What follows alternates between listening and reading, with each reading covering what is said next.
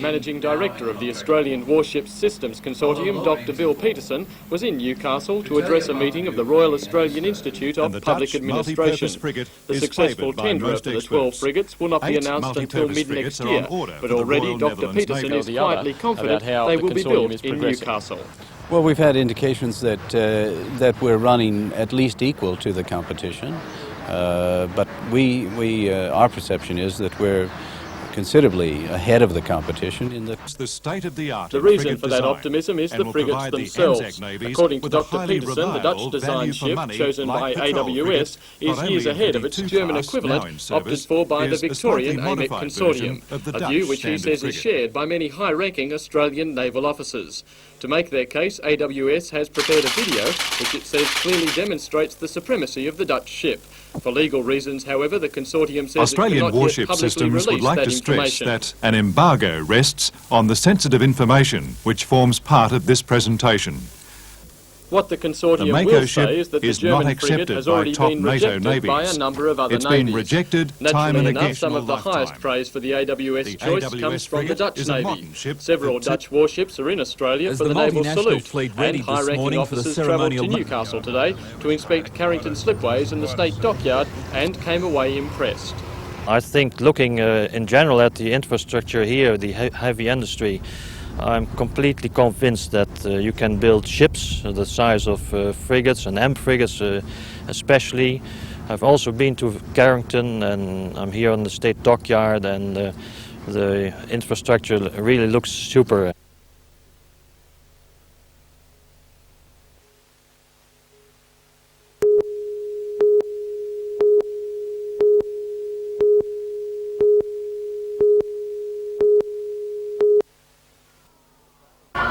Crowds thronged Wharf Road and the harbour foreshore well in advance of the procession, many keen to make full use of new vantage points to observe the full panorama. Eager onlookers didn't have long to wait. The parade was accompanied by a suitably raucous fanfare thanks to the half-dozen police and emergency service vehicles leading the procession with all sirens blaring. At a safe distance behind the cacophony was a more melodic accompaniment to revelries, courtesy of the Melbourne Bicycle Band. And then the parade itself spilled onto Wharf Road in wave after wave of colourful creativity and, of course, more than a touch of the comic. Age was no barrier, nor was method of transport. The revellers marched, danced, strolled, rode, pedalled, and even teetered towards the Harbourside Park, where the crowd of onlookers had swelled into a multitude. The procession rapidly dissolved into a fairground, started with sidewalk stalls, amusement rides, and a smattering of troubadours of multifarious musical persuasion.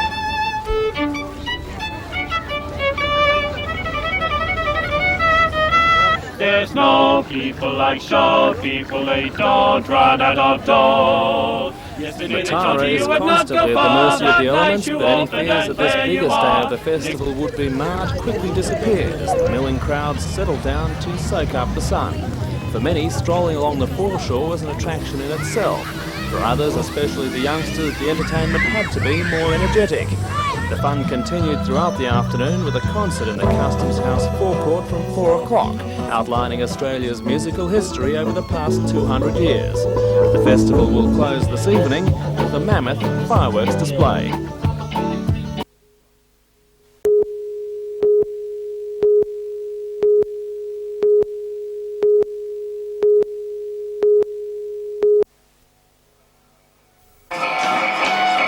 Day was the perfect backdrop for the wall of colour and sound of Newcastle Ocean Baths. 5 visiting theatre groups concocted the masterpiece, a duel between 2 mythical monsters, each with its own army of protectors. The battle between Fan Ching and the Blob, 2 very different puppets, occurs on land, with a peaceful resolution coming from the depths of the ocean baths. An enormous inflatable whale is the centrepiece of the action. Its coming to life represents the eventual friendship between the 2 camps. They battle through synchronised music and drama, the brainchild of the unusually named Adelaide theatre group Kidney Art Ensemble, and with the help of Red Weather, Circus Solaris and airplay drama groups, holiday sunseekers were treated to a marvellous performance and a fitting end to the Festival of Music.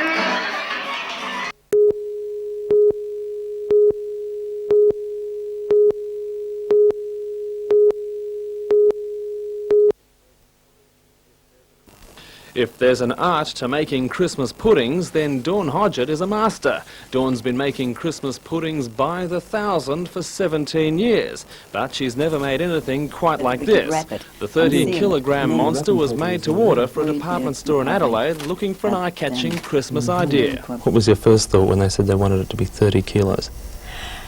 Yes, I'll do it. It was a bit of a challenge, but I did it. But it turned out to be quite a job. After boiling the mix for 25 hours in a basement vat, the gigantic pudding was then left to cool for 3 days. It was a big problem to lift it up and put it on the table and get it wrapped and sealed into plastic. I think it took 3 of us to lift it carefully, but it's very solid. It hasn't got a crack in it, and I'm really pleased with the way it's turned out. The pudding will go to South Australia within the next few weeks, where it's expected to sell for several $100s. A portion of all sales go to the New South Wales Society for Crippled Children, and the traditional puddings sell very well. That's because, like all good puddings, it's based on a secret recipe handed down over generations. Well, I think it goes back generations.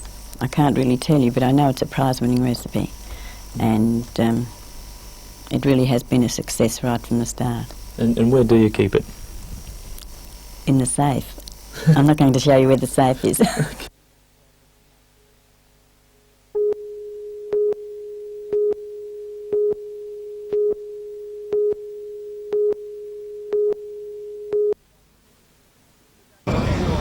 The Dutch frigates were in Sydney for the Royal Australian Navy's Bicentennial salute. Today, Premier Greiner, his deputy Wal Murray, together with Hunter Valley federal and state politicians and industrialists, put to sea with the Dutch Navy to see a demonstration of the type of technology that would be built into 12 Australian frigates if this state won the ANZAC contract to build them. The state government is supporting Australian warship systems, which is a consortium of TNT, AWA, Carrington Slipways, McConnell Dowell of New Zealand and Royal Sheld of Holland. The former Newcastle dockyard site is being prepared in the hope of New South Wales winning the project. Victoria is also competing for the lucrative contract, but that state is supporting a German-designed warship. The Dutch Navy was keen to display the capabilities of its latest frigates in the hope of impressing the Australian observers.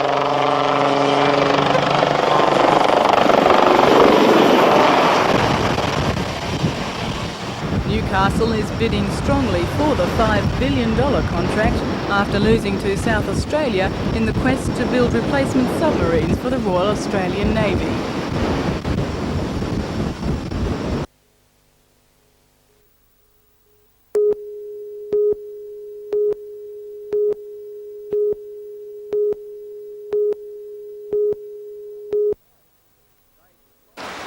Dave Mackay has been swimming 20 kilometres a week for the last 6 months, preparing for the Masters.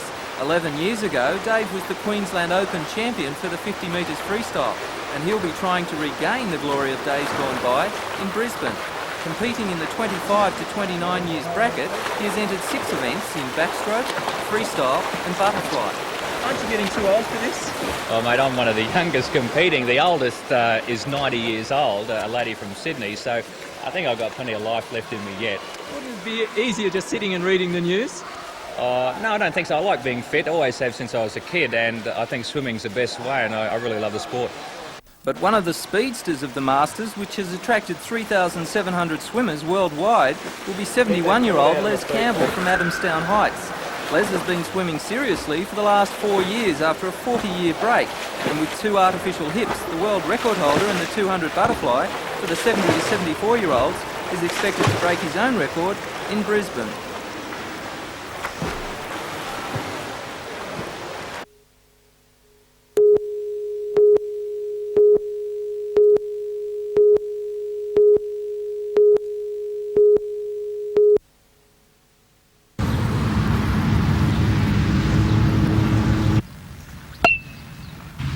12-year-old Natalie and 17-year-old Linda, both students at Katara High and both playing first grade for Katara softball, have been playing representative games for years.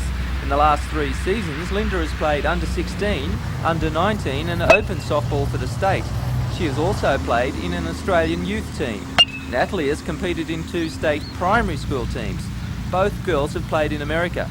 Like a lot of women team sports, softball has a low profile in this country. But how good are we?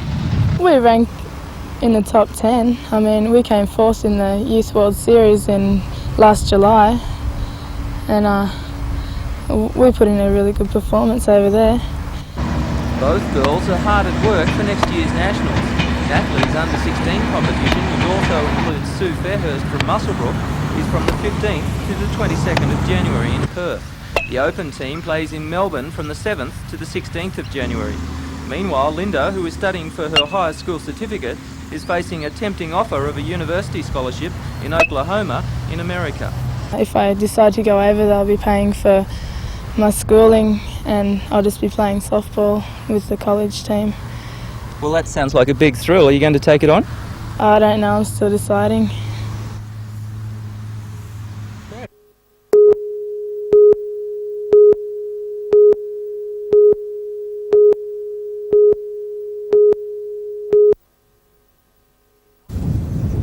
In 1987, there were 600 reported stock thefts in New South Wales. In 1988, there have been more than 1,000, and that's only a part of it. Police estimate that crime overall costs the Australian farmer millions of dollars, and this once city-based disease is now booming in the bush. We now have criminals going from residential areas out into rural sectors because their security isn't up to standard. The essence of Neighbourhood Watch Rural is basically all common sense. Ignition keys should be removed from vehicles, machinery should be locked away in secure sheds, and all stock and equipment must be identified. We have farm machinery that can be, in some cases, over $300,000. It's left sitting in isolated areas. If you don't identify it, it can be stolen. It's very difficult to recover. What steps does a farmer have to take to become a part of this scheme? The communities get together and get a petition, and then we hold a public meeting, and from there we form a committee which starts Rural Watch.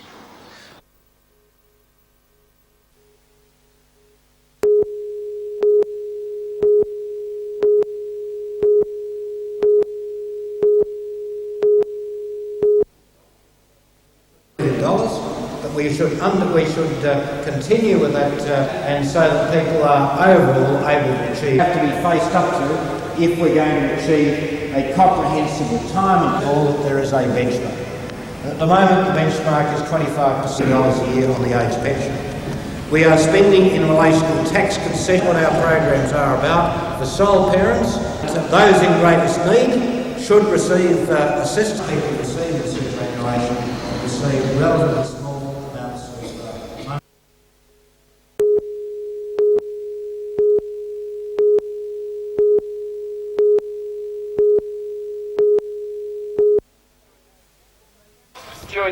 Almost 3,000 Northern District mine workers packed into Branxton's Miller Park to vote on the National Liaison Committee resolution. While bitterly disappointed at the extent of change, the committee recommended the thrust of the Coal Industry Tribunal decision on changes to work practices be accepted.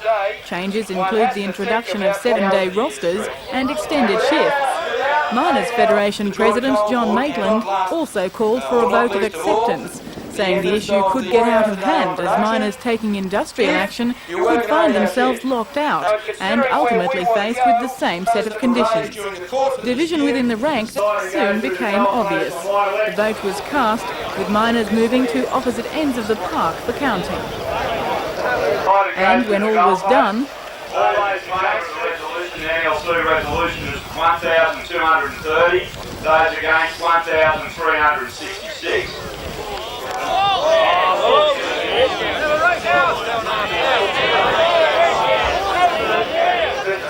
But Mr Maitland wasn't surprised his request was rejected. I think it's quite predictable. The Northern vote and the meeting and the expressions of opinion by the members have been consistent right throughout the industry. Mine workers, regardless of whether they voted for or against the resolution, have all expressed reservations about what is taking place. and they've all expressed anger and frustration at the fact that mine workers are being asked to bear the burden of all the problems of the industry. Although a narrow victory, those who voted against the resolution were confident they'd made the right decision. There's been 2 years of negotiations going on, and you know, they've had plenty of time. Now we find that we're in the crunch situation with the 10th this month, and if we don't accept it, we can have a shove down our front. Mr Maitland says the new conditions will come into effect on Monday, despite the outcome of the national vote. The Federation President's stance has angered many, resulting in a call for his removal from office. I'm definitely saying that, and it's not only my sentiments, it's also throughout the industry at pit levels for a long time now. John seems to be inadequate, he seems to be out of touch with what's going on with the rank and file, and I think that we need someone in there that is in touch with the rank and file and are prepared to take on these struggles and do something about it. Mr Maitland played down the call. Are you concerned about your leadership prospects? Oh, I think that's the last thing I'm concerned about. The thing I'm concerned about as a mine worker of some 20 years is the membership and what they really need in the future. Some mine workers fear if the changes are accepted and when stockpiles grow, miners may be stood down. But Mr Maitland says changes should be reversed when the industry picks up. That mine workers are really only accepting a temporary downgrading of their conditions, because it's very clear that when the price of coal increases and the conditions of the industry are more conducive to improvements in wages and conditions, then mine workers will demand them, and I might add they'll get them. Meanwhile, the coal industry tonight awaits the result of the collective national vote. There are two positions that will eventuate from this particular vote. One is that there will be an acceptance of the thrust. The other one leaves no alternative but to have a national stoppage. Belinda Borissow reporting for NBN News. Has said that all sick leave.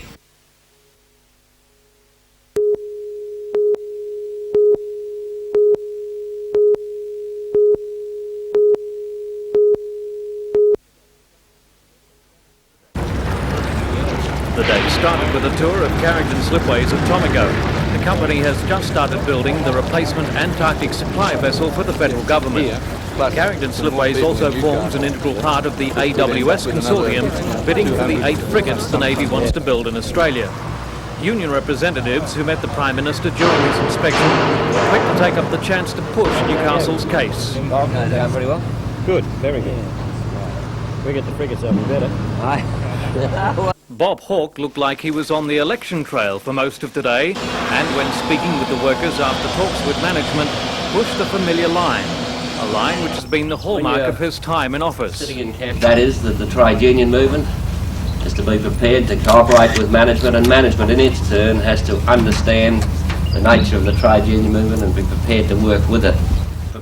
But not everyone is satisfied with the Labor Party in what would normally be considered Labor territory. The ALP suffered a massive swing against it in the March state election, and the working man is still hurting from a drop in real wages under the Hawke-Keating team. My living standards definitely fell over the last 2 years. I was down, I don't know what you were, but I was down about $100 a week. Areas achieving. Later, on Radio 2 HD with Warwick Teese, Bob Hawke stood firm on the question of a coal marketing authority. With combined mining unions agonising this week over work practice changes, the Prime Minister warned that without these changes, the industry was dead. He sought to put the regulation of coal prices into perspective. Australia has 3% of the international coal market.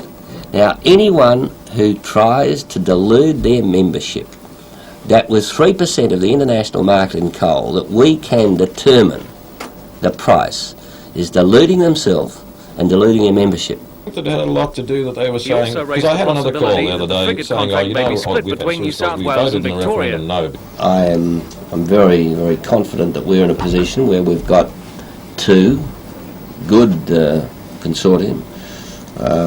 And the difficulty is we've only got 1. Though, I know, but well, you can't be certain as to whether, in fact, in the final decision, there may not be some allocation of work to both areas. Yeah. But it's not proper for me as Prime Minister to interfere in that tendering process.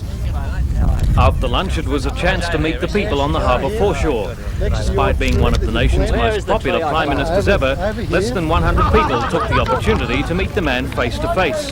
The numbers were swelled, however, when a group of children from a YMCA activity group went photograph hunting.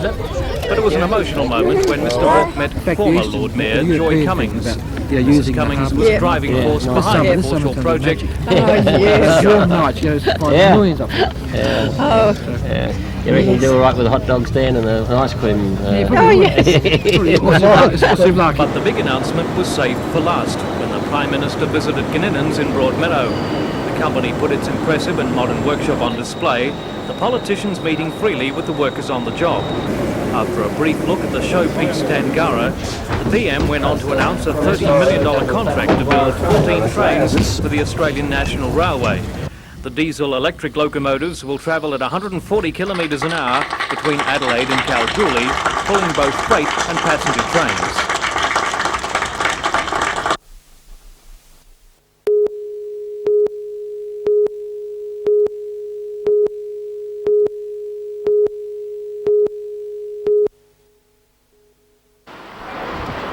NIB covers about 400,000 people in the state, most of them Hunter residents. Like other health funds, it's been expecting private hospitals to increase charges.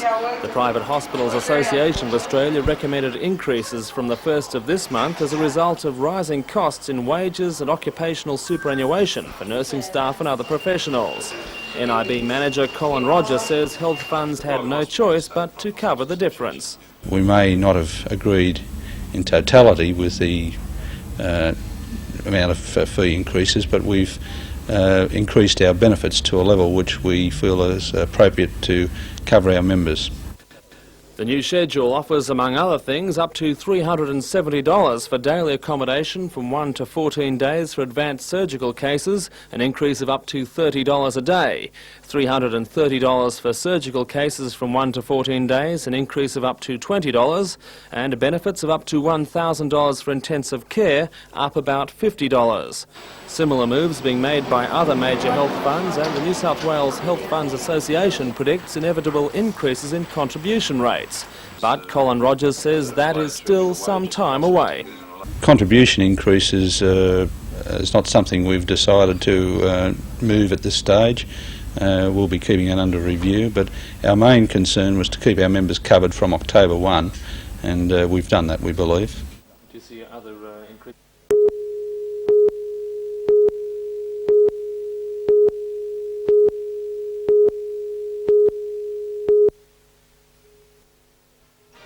Tonight in NBN News, Newcastle's Hunter Street Mall may be extended a further block if a report to go before the City Council tomorrow night gets the nod.